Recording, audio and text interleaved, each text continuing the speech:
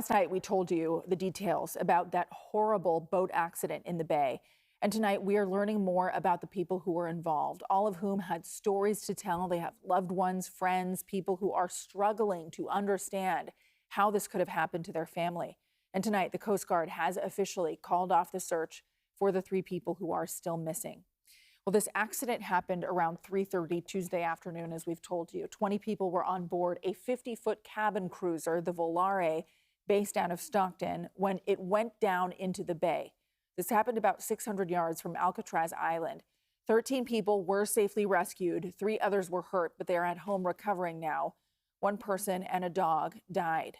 Today, the San Francisco medical examiner identified the passenger who died as 79-year-old Clifford Boysa from Sutter County.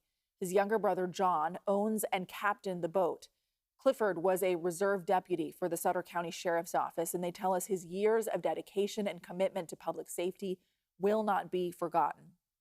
Now, it goes without saying, this family is going through an incredibly tough time right now. As we mentioned, those 3 people are still missing: Cliff's wife, Jackie, Cliff's sister, Carol, and a family friend named Tondra. A neighbor of the Boysa family described them to us as the best people you could ever know, and said that they were in shock after they found out what happened. It's just really unfortunate news um, oh, about what happened yesterday, and really, I'm just speechless. Crews had been searching about 1,000 nautical miles before calling the search off tonight. Andrea Nakano has more of a conversation with the boat's captain and family members of the missing passengers about the pain that they're in right now. As the sun set, this rescue mission has officially become a recovery mission. According to a family member, 3 women did not make it back to shore, and now the Boysa family is mourning the loss of 4 people, all taken by this horrible tragedy.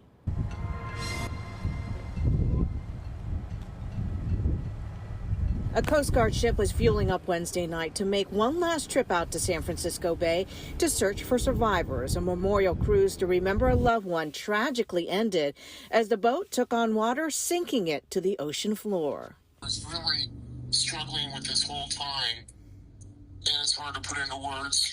John Boysa was at the helm when his boat, the Volare, took on water. He described the 3 women that didn't make it: his sister Carol, Jackie, his sister-in-law, who was the wife of Clifford Boysa, the first of the victims to be declared dead. The third was a family friend. I love my sister. I love Jackie.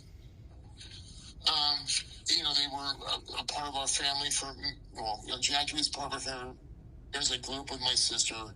I love them all very much. As I said, Tondra was, a new friend. She came on board and I met her for the first time, but she was a kind and fun person. The Coast Guard searched 950 nautical miles over the last 30-plus hours, hoping to find survivors. Suspending an active search is one of the most difficult things we do as Coast Guard commanders.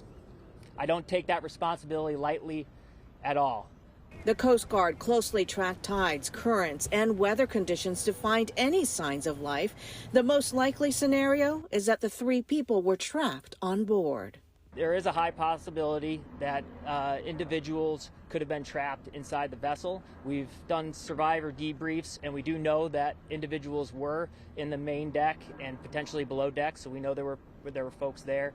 The San Francisco Fire Department says the task is to now find the boat. Rescue crews believe it sunk to one of the deepest parts of the bay.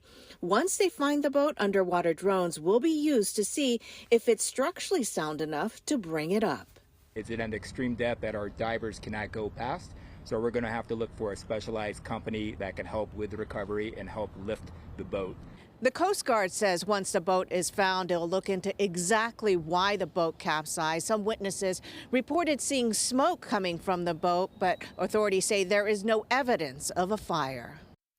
Tonight, I also spoke with Ralph Boysa. Ralph is the brother of Cliff, the man who died in the accident. His sister, his sister-in-law, and family friend are the people who are still missing that Andrea mentioned.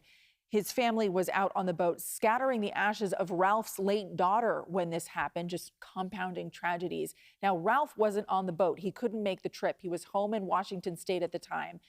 Ralph said his other daughter was on board, though, and called him to tell him what happened. We were getting ready to go out this morning on our boat, and she called and let us know what happened. She was very distraught, so as you can imagine, I'm sure. They were in the middle deck, and all of a sudden they realized the boat was tipping over. It was capsizing. We don't have any idea why. But everybody that was in the cabin was struggling to get out, pounding on windows. And my daughter was the only one able to get out. I saw my brother on one of the newscasts. He was laying under a yellow tarp on the dock. And that was just brutal to know my brother was under that tarp. I want people to know that these were real people, good people, family people, love their wives, love their husbands, love their children, love their whole families. And they will be missed. I just want you to know that we will not be showing any video of deceased individuals from that crash site on this broadcast. Ralph's brother, John, was the captain of the boat. We heard from him earlier. Ralph says that his brother was ex-Navy, a very experienced seaman who was familiar with the bay. And he says that he does not blame him for what happened.